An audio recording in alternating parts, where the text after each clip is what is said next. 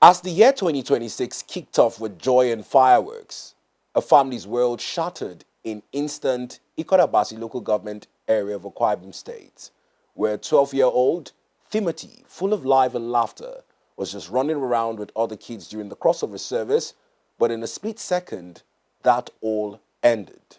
ADBN correspondent Simple Iwat tells us more. 2026 came and everybody was, of course, ecstatic, happy, and looking forward to what the year would bring. But who knew that this family would be the one crying on the very first day, in fact, the very first few minutes of 2026, as it was reported that it was at this very spot that their son was being shot to death. Like many others, Timothy had come with his family to welcome the new year with prayers and thanksgiving, unaware that the night will end in tragedy. An army officer who was reportedly on duty to protect some Chinese expatriates working with a company known as Sterling Global opened fire accidentally. In a split second, celebration turned into chaos. Attention was immediately drawn to the scene when Timothy was seen lying on the ground, motionless, with blood gushing from his head. As confusion spread, the army officer involved was quickly removed from the scene by his colleagues.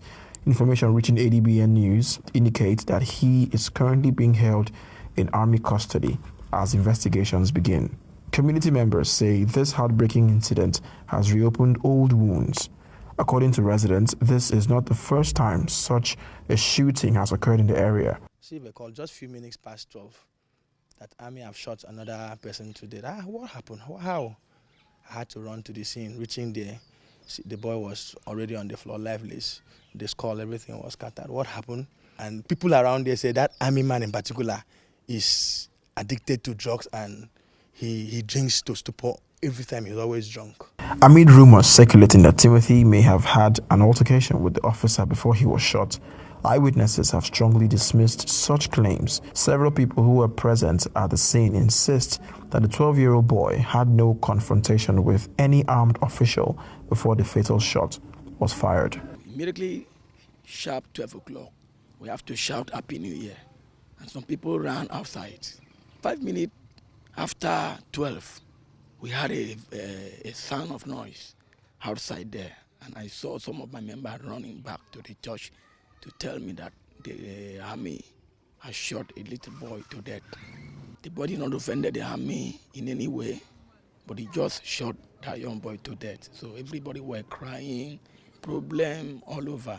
The crowd was too much for us to control until when the policemen came to pick the corpse of that boy to the hospital.